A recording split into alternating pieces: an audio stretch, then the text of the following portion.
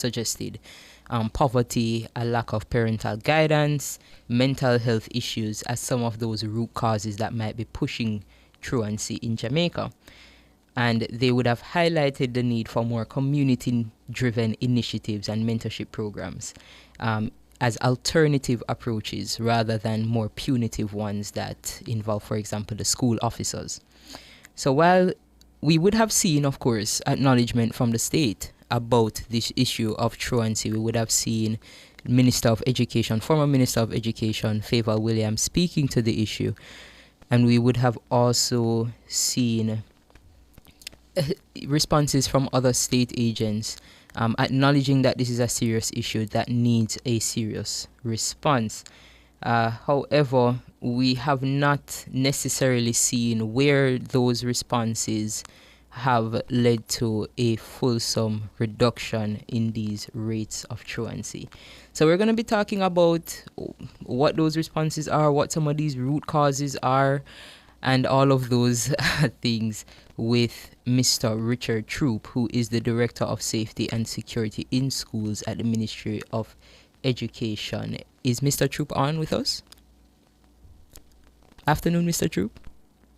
Yes, I am. Good afternoon to you and good afternoon to your listeners. Thank you so much for joining us. I think in just opening the conversation, from the ministry's perspective, what are some of the things pushing this rate of truancy that we're seeing here in Jamaica? Then let me see if I can. I'm not hearing you clearly. Are you hearing me? Yes, I'm hearing you. Can you repeat the question you would have just asked? Yes, so I was asking from the ministry's perspective, what are some of the root causes of truancy that we're seeing here in Jamaica? So first of all, let's define for our listeners what is truancy. And we're really talking about children, school-age children who should be at school, would not be at school, and school would not have received any information as to why they are not at school. In most cases, sometimes children are not at school and parents are even not aware that they are not at school. So as a Ministry of Education, it is a cause for concern. Children cannot maximize the teaching and learning opportunity made available to them if they are not attending school and attending school on a regular basis. So what are some of the factors or the issues that as a ministry we would have picked up? I'm going to ask you to quickly pause just right there. We're going to take a quick break, and when we come back, I'll ask you to pick up with that. This summer, stay cool and save big in the all-new Dun Cool Inverters, starting at just $52,000. This cutting-edge air conditioner is built for comfort and efficiency. With the built-in Wi-Fi, you can control your climate from anywhere, anytime. Plus, it's energy-saving and ISO 9000 certified. Quality and performance you can trust. Available in all sizes. WhatsApp 876-850-7353 and shop now. Why settle for the wind when you can own the cool? For everything home, consider it done.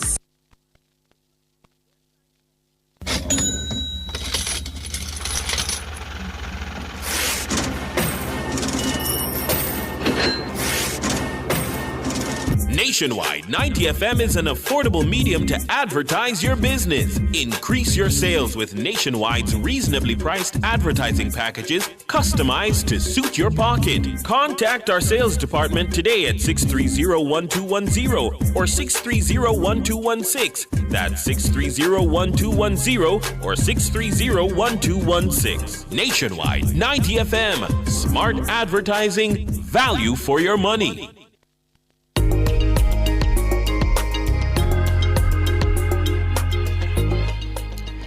Welcome back to Let's Start Justice. We're discussing truancy and the response of the Ministry of Education. We are joined by Mr. Richard Troop, who is the Director of Safety and Security in Schools at the Ministry of Education. Mr. Troop, before the break, you were giving us some of those, you defined truancy for us quite clearly, and you were giving us some of those root causes that you would have identified that have influenced truancy here. If you could just pick up with that for me. Yes, I want to make the point that there are many cases where children are expected to be at school on particular days. Parents have provided the resources for them to be at school, but sometimes many of these parents leave for work very early. And so the intention is that while the children should have been at school, they did not show up for school. So there's that kind of factor that we have to treat with. We also are aware as a ministry, and many of our local schools have pointed to the fact that, sometimes children who believe that they are victims of bullying and cyberbullying might be afraid to attend, to go to school. Sometimes this issue is not communicated to parent or caregiver. The child is suffering in silence. And so that child, instead of reporting for school, for the regular classes, chose to be away from school. We know too that there are many children influenced by negative peer pressure, supposed to be at school, but they are found loitering in the mornings or in the evenings in the town centers and the plazas. Those are, for us, some of the major issues. We also have the cases of, the socio-emotional issues. We have families who are really struggling for children to be at school, especially in rural parishes because of the cost of transportation. Oftentimes, some children miss school because parents are unable to finance, their children being at school every day. In some of our very volatile communities, we also know that the unpredictable nature of violence in communities and the imaginary borders that exist in communities when there is a flare-up of violence, children are afraid to turn out to school because they have to be crossing these imaginary barriers or boundaries. So those for us would be some of the contributing factors. Now, as a ministry, it is a cause for concern. And we are expecting a deliberate response. From Central Ministry's perspective, happy to report that the ministry, the Planning and Development Unit, is working on a policy to address the issue of truancy in schools. And that is something we're looking forward to be impacting our system come September. The policy is in draft. I would not want to speak to its content right now until we have the consultation with the critical stakeholder groups, including school leadership and teachers and our guidance councils and our deans of discipline. But that is in train as we speak. We have also, as a ministry, and speaking from a central ministry standpoint, we have provided budget support to all of our high schools, the 180 high schools, to treat with school day at the school level some behavior change intervention programs. For those schools that are struggling with the issue of truancy, we ask that targeted attention is given to this area with the resources provided by the ministry. Another thing that is very critical for us is access to data and data in real time. The system now relies on a paper-based mechanism to be capturing student attendance, yes? Where the ministry is going is we are creating a management information system that will allow schools to be recording student attendance, and at the regional level and central ministry will have the data in real time. That will allow us to be very targeted and clinical in our response in identifying those children who would be defined as truant, and to ensure that we're doing the intervention to provide the wraparound services to the children and their families to ensure that they are actually attending school and attending school very regularly. So those are some of the strategies we're putting in place. But can I say to your listeners, my sister, saying this is such an important topic, and we are at a very important time, because it is difficult for oftentimes when schools are settled to reintegrate a child who would have been out of the system for an extended period of time. The point I'm making, this is a call now for our communities and for families.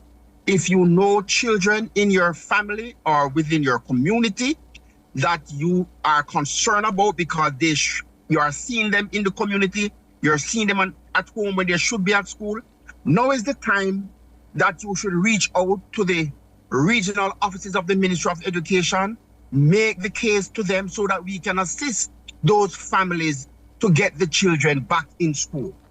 Oftentimes we say to families, use the time now so that when we have the summer break and when school is organizing their summer schools and summer intervention program, a child who would have been out of the system for an extended period could benefit from that kind of activity to get them refocused back for school come September. So this is a call to our nation, all stakeholders in our nation, to play your part to ensure that the children we're seeing in communities, in school, in homes, when they should be in school, that a deliberate effort is made to have the conversation with the regional office or the schools in your community to see if we can get those children back in school, or to ensure that those children are attending schools regularly, every day, regular. That's what I'm talking about. Yes, ma'am. Thank you so much for that. That was a lot of information, and I'm sure the listeners appreciate knowing that, you know, it's something that the ministry has prioritized as an important issue, something that you are working on actively in terms of that policy that we're hoping to see coming soon for the next school year. I'm glad that you brought up the involvement of the communities, the parents, so on. I heard you saying, you know, you can make a report to the regional offices of the Ministry of Education. What other resources are there that already exist that parents who may be struggling with a school-age child that is having challenges with their attendance, what could they look towards? What sort of resources could they look towards that already exist to assist them with some of the challenges that we highlighted? Excellent point. We encourage our parents and we encourage our schools too. Look beyond the statistics. Get to find out what is the issue impacting the child in question, the family in question, because oftentimes with support, we could change that narrative.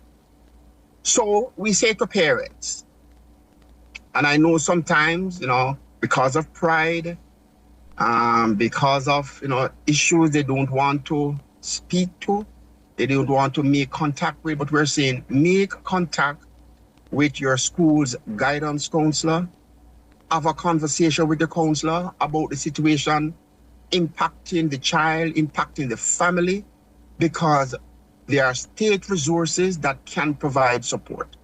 The CPFSA can provide support. The Ministry of Labor and Social Security can provide support. Even within schools, many of the PTA bodies, they have a special fund that they would have put together through their local fundraising effort to support families. Schools, if schools are aware, there are past student association, alumni groups that can be mobilized to provide support. What is sad is when there are real, genuine cases, and those cases that have not been brought to the attention of the school to mobilize support to assist a child. We have seen so many instances when these reports would have been made available to school, and school would have mobilized its own internal resources to aid that family. where school would link families to external agencies for support to be provided. We also say to our local churches, that's another important resource. Make contact with your local church, even if you're not a member of the church. Make a case for support. If the church is unable to provide that support, as a church community, they could make contact again on behalf of the family, on behalf of the child, with the local school community. It takes a village, yes, to raise a child, and we have a collective responsibility. And so we're using the opportunity to say, yes, the issue of truancy is real. And look here, my sister, sometimes, it's a generational issue. Mm-hmm. Sometimes we have families in communities that their mothers and their grandparents would have had this issue, but we're saying the world has become a far more complex place. It will require certain level of education and training, for you to not only survive, but for you to do well. And so you will need this level of support. It is also important too, because we did a survey in 2023. One of the key findings of the survey, our nation's children, over 9,700 children participated in the survey, 331 schools. 55% of the nation's children that participated in the survey would have indicated that the safest place for them is school. Mm-hmm. Not homes, not communities. So we're making the appeal to parents in particular and caregivers. It is safer for your child to be in school rather to be at home in the community or in the home itself. And so you should not see it so easy to say, stay home today when I have no money, stay home today, not go on to school. It is important that the child is in school every day. A day missed is a day that cannot be reclaimed.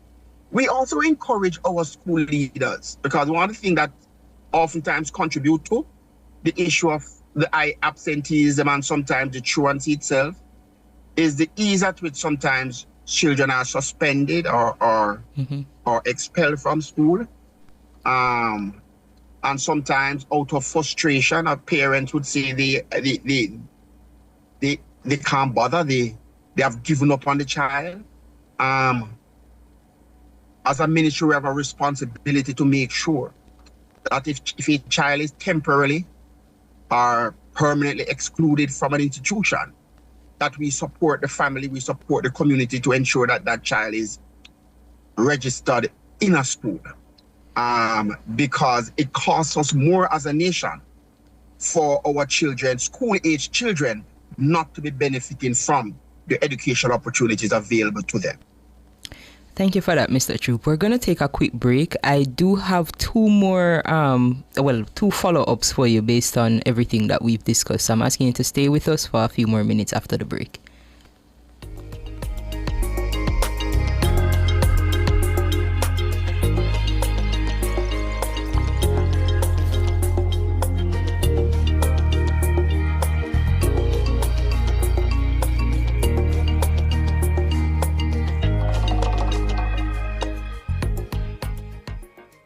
At the Jamaica Customs Agency, we care for our employees, customers, stakeholders, citizens, and our country. Customs cares. The temperature by the Jamaica Customs Agency is 31 degrees in Kingston and 31 degrees Celsius in Montego Bay.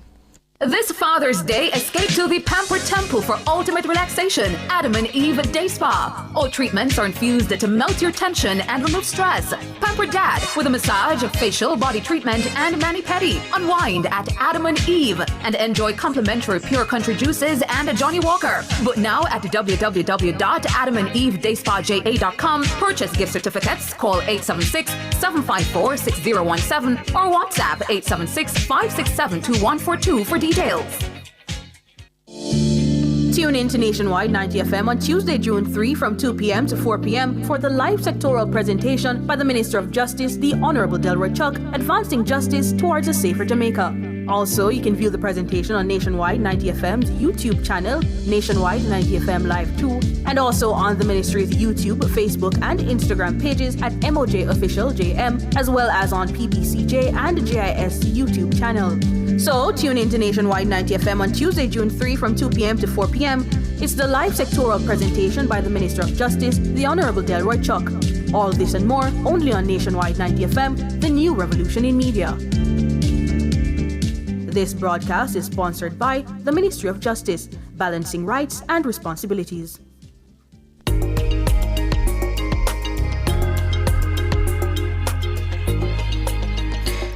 Welcome back to Let's Talk Justice. We have been discussing the issue of truancy and the response of the Ministry of Education, and we've been joined by Mr. Richard Troop, who is the Director of Safety and Security in Schools at the Ministry.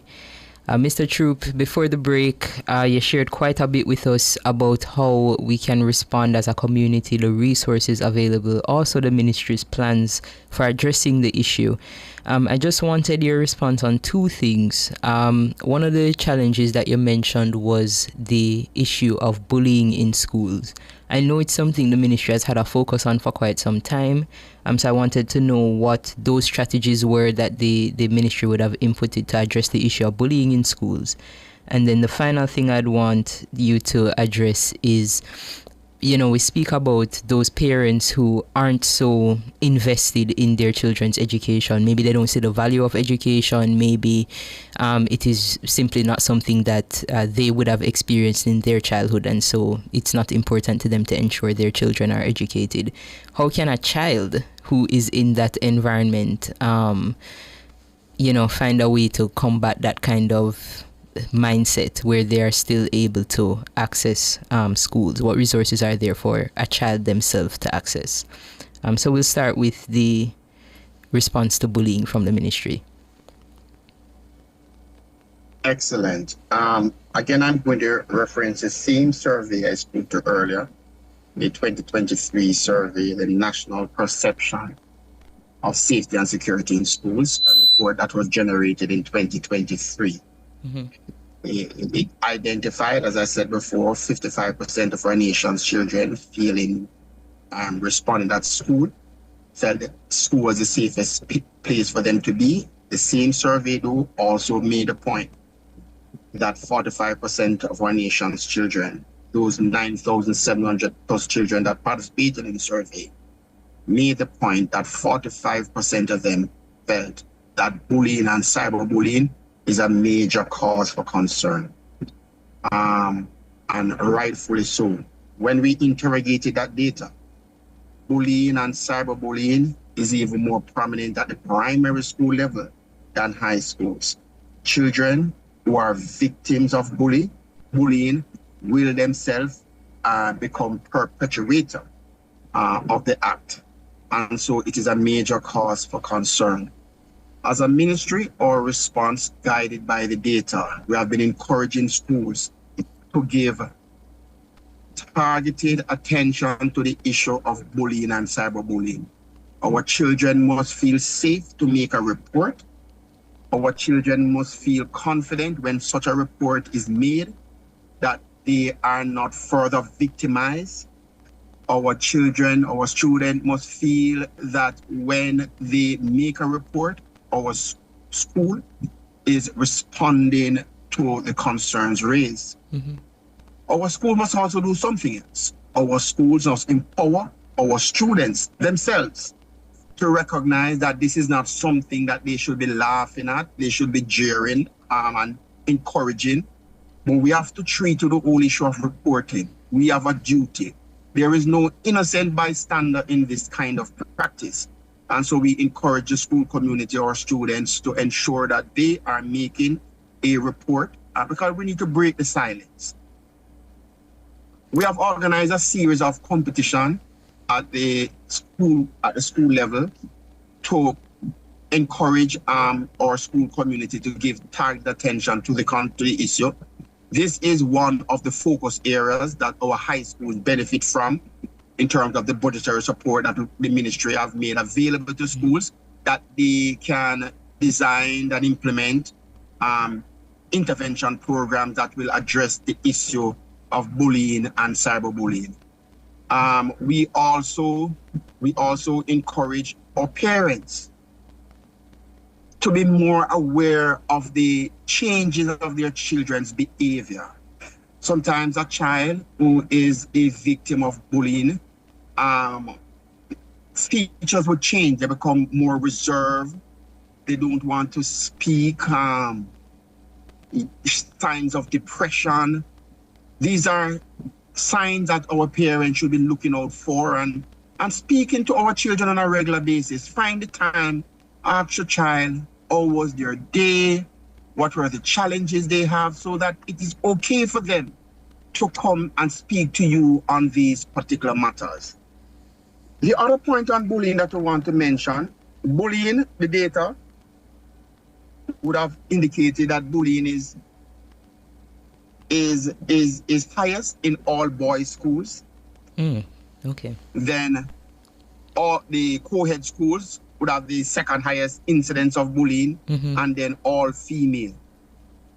We're very concerned at the 3 levels, because back in the days, the kind of percentage we're seeing in the all female school was not, that high years ago. So bullying is a major concern, and it is compounded by cyberbullying.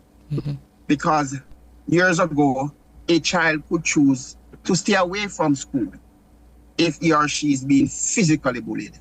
But with cyberbullying, even when the child is not at school, even when the child leaves the school, even on weekends, the child can be traumatized by acts of cyberbullying. And so it is a cause for concern, and we do believe, again, the collective effort of the school community would make a difference. We have to encourage the importance of reporting, even when in this country, people talk about the inform of a dead culture, but it is important that we break the silence so that schools can respond and respond appropriately. With regards to parents who oftentimes has failed in their responsibility to provide the level of supervision or the level of support to children,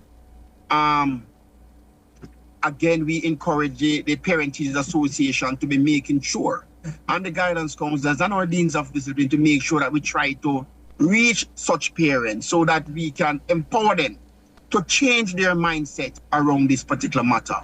However, we say to our children who might be in this kind of family situation that you can overcome this hurdle or this struggle by changing your own mindset. And that's why we say to our school community, it's important, the extracurricular activities that is going to provide exposure to our nation's children, and that is going to change their mindset. Allow our children, encourage our students to participate in these activities as a way to change their worldview, change the mindset that probably they would see from home and communities, so that they can start think differently, prioritize their lives differently. And also, I will also say to students, another important strategy is just to give target attention to the friends you keep. Surround yourselves with friends who will motivate you, inspire you, encourage you to do well, not to give up hope, not to be defined by your circumstances, but to rise above such circumstances. So we have found the children without the family support who would have made a big difference in their lives are students who would have surrounded themselves with a type of peer support who will provide a sense of encouragement for them to do well. And so we again encourage our students, to make such kind of choices, while we do everything in our effort to try to empower our parents to think differently, to act differently, in the best interest of their children's future education by making different choices. But the choices our parents make should not define, yes, our ability or our own career choices in life. Now children can break that cycle, change that mindset by the friends that they keep who will encourage them to think differently. I'm seeing there's certainly some agreement with your comments in our YouTube chat. Speaking to, maybe getting mentors into schools to right. assist with that kind of, support for the child.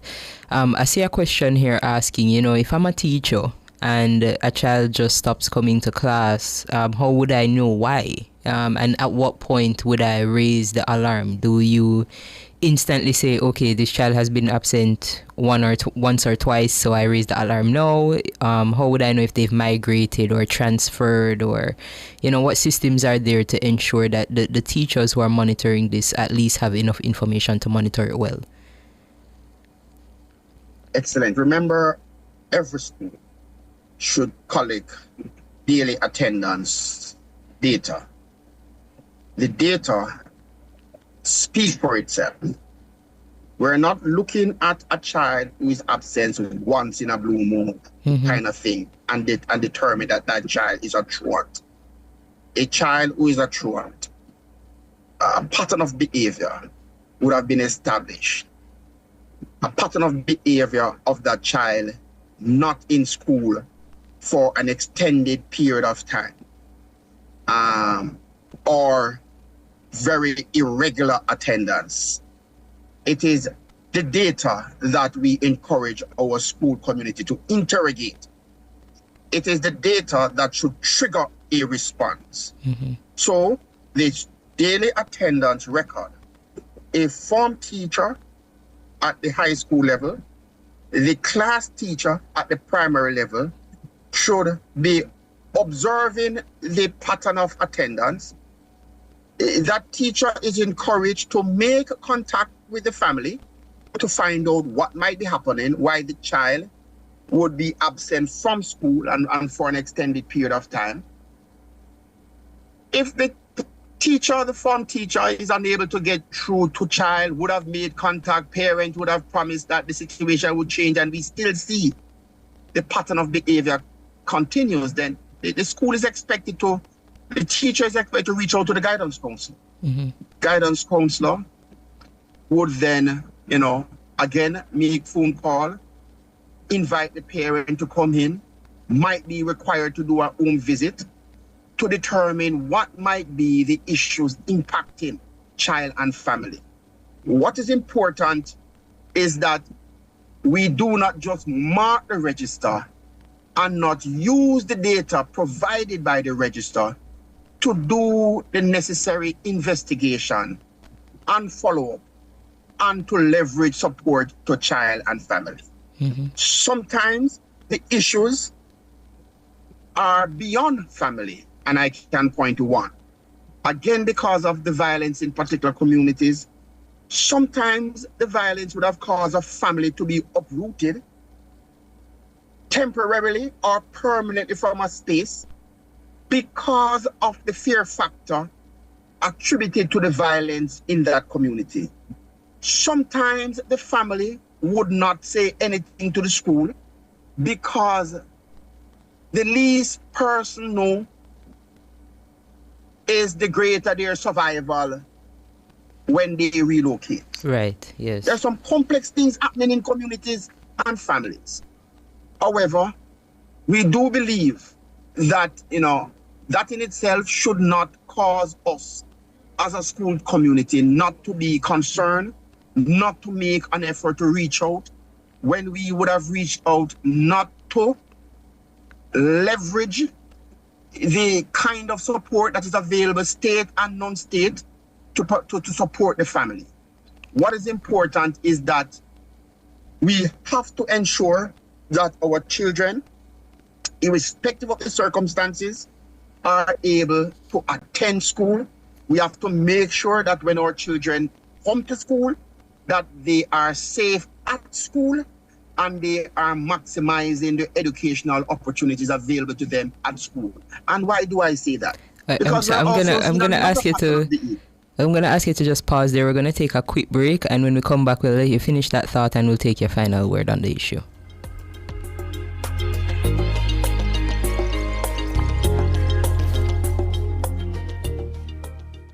Big news! The Big Bite Food Safety Show now airs on Nationwide 90 FM with your host, Alison Richards, the Food Safety Girl. Join Alison every Tuesday from 1 to 2 p.m. as she serves up expert advice, tips, and insights on everything food safety. Stay informed, stay vigilant, and remember, food safety is everybody's business. Don't miss a bite of the action. Tuesdays at 1 p.m. only on Nationwide 90 FM, the new revolution in media. On the next episode, we're celebrating World Food Safety Day. Science in Action. Tune in to Nationwide 90 FM on Tuesday, June 3 from 2 p.m. to 4 p.m. for the live sectoral presentation by the Minister of Justice, the Honorable Delroy Chuck, Advancing Justice Towards a Safer Jamaica. Also, you can view the presentation on Nationwide 90 FM's YouTube channel, Nationwide 90 FM Live 2, and also on the Ministry's YouTube, Facebook, and Instagram pages at MOJ Official JM, as well as on PBCJ and GIS YouTube channel. So, tune in to Nationwide 90 FM on Tuesday, June 3 from 2 p.m. to 4 p.m. It's the live sectoral presentation by the Minister of Justice, the Honorable Delroy Chuck. All this and more only on Nationwide 90 FM, the new revolution in media. This broadcast is sponsored by the Ministry of Justice, balancing rights and responsibilities.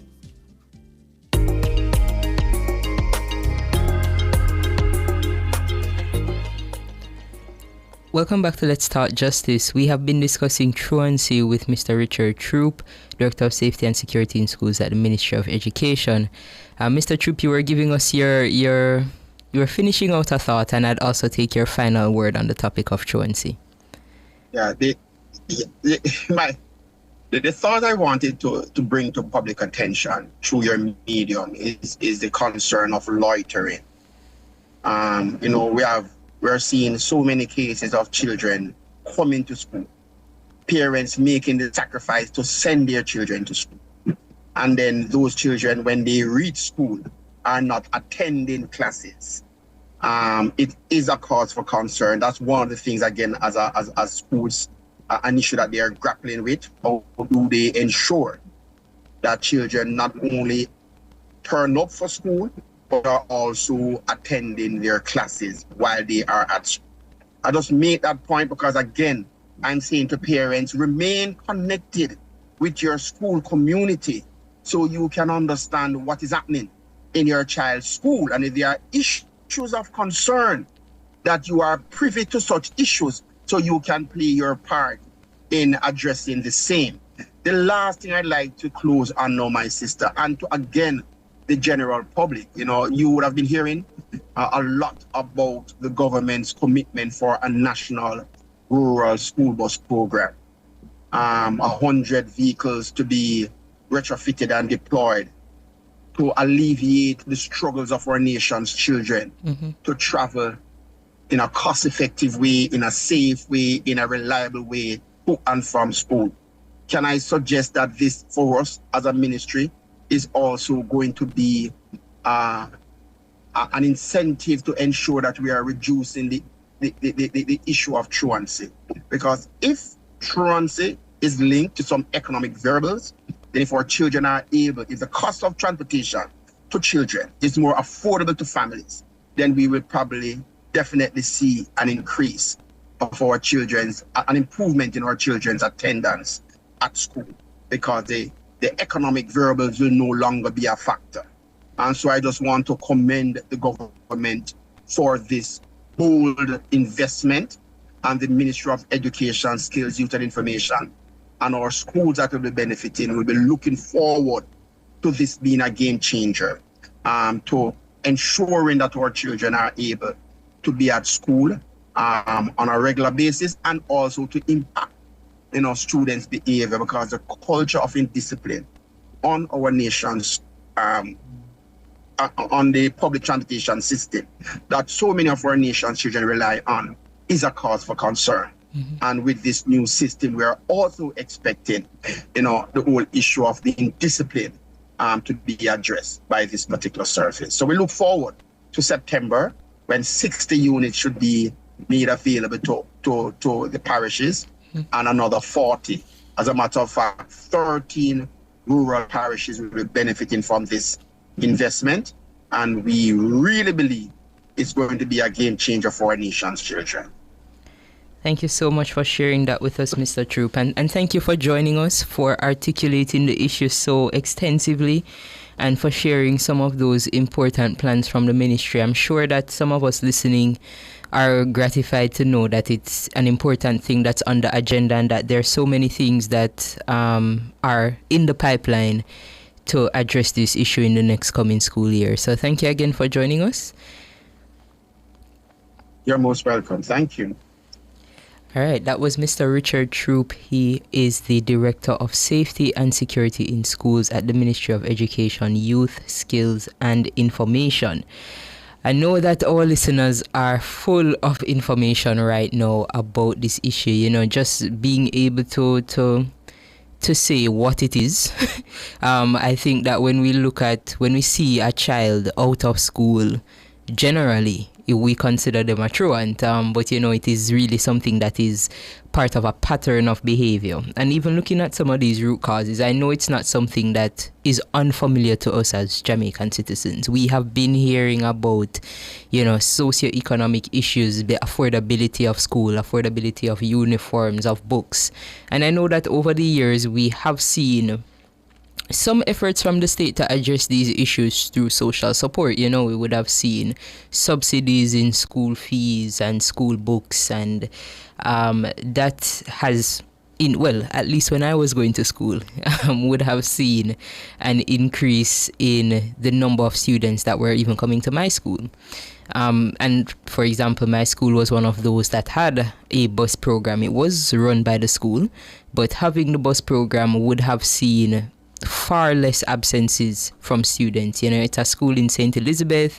It is in a very remote area, so to be able to have the buses going to central areas, bringing the children to school, did assist us in ensuring that people are attending. But I think one of the things that Mr. Troop highlighted, that as community members we need to be concerned with, is our care of the children within our space. A lot of the times we'll see it's the middle of the work day or the school day, and we see children in uniform in places where children ought not to be, or doing things where children ought not to be doing. And a lot of us are unconcerned with these issues, or we see them and think it is a concern for their parents and not necessarily an issue for the wider community. And it is something that we have to take up in hand as citizens, as community members, in being more concerned about these vulnerable persons, children on the street doing all sorts of nefarious activities. Is something that we can report, as we would have heard Mr. Troop speaking to, reporting truant behavior to the Ministry of Education. But it's also something, if you think a child is in need of care and protection, it is one of our duties under the Child Care and Protection Act to make a report to the Child Protection and Family Services Agency if it is that we're concerned about things like that. So you see your neighbor's child constantly not going to school, maybe they are working in the family business during school hours, things like that. Those are things that you can bring to the CPFSA or even to the Ministry of Education to see what resources those agencies may have to address those issues. But we did hear some good things. We heard about the ministry's coming policy to address the truancy issue. And while it is not, in some countries, truancy is a crime, and that's not necessarily the case here, but what we said at the beginning of the show would be an offense would be parents deliberately keeping the child away from school for economic reasons or something of that nature. But generally, truancy is not a crime. So to know that a policy is coming in that would allow for some greater response from the schools, but also something to allow the schools to know exactly how to respond to this issue, I think is an excellent move. So hopefully it does come into place in time. Okay, so I'm hearing from my producer, because we did have some technical issues earlier with our YouTube channel. So apologies to those on YouTube, but I'm being asked to repeat our Did You Know for today for our YouTube channel. So our Did You Know for today focused on what we just spoke about in the Child Care and Protection Act, right? And it is section 34.3a. And it states that the Child Care and Protection Act makes it an offense to employ a child in the performance of any work that is likely to be hazardous, to interfere with the child's education, or to be harmful to their health or physical, mental, spiritual, or social development. And persons who commit this offense can face up to a fine of $500,000 or up to 6 months imprisonment, or both. So that is something that we criminalize here. And I spoke earlier to the issue of care and protection of children. And if it is that you are aware that a child is in need of care and protection and you do not report it, that is also a crime, right? So you could be liable for another $500,000 fine if it is that you know the child is in need of care and protection and you do nothing, even if it is not your child or not related to you. You do nothing to respond to that issue. So we do have good legislation in place to protect our children. It is just for us now, as citizens, as the community around these children, to use that legislation to its fulsome power.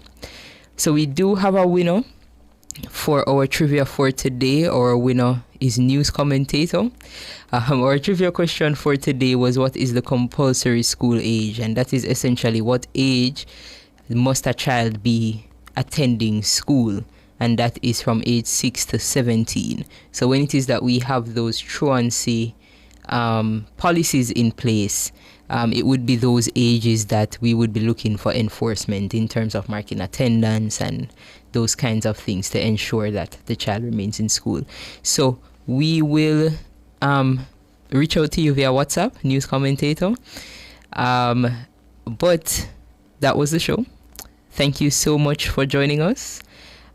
We spoke to Truancy today, and hopefully we would have learned a lot about what is pushing the issue and how we can respond to the issue as citizens and community members.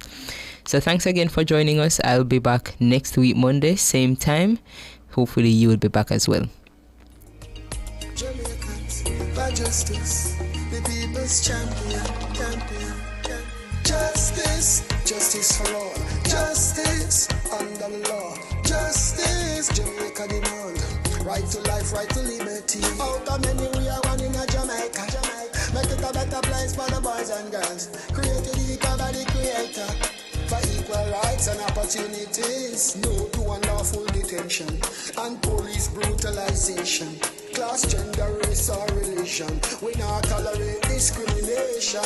To join the fight against injustice, contact us at 755-4524 or JamaicансForJustice.org. The people's champion.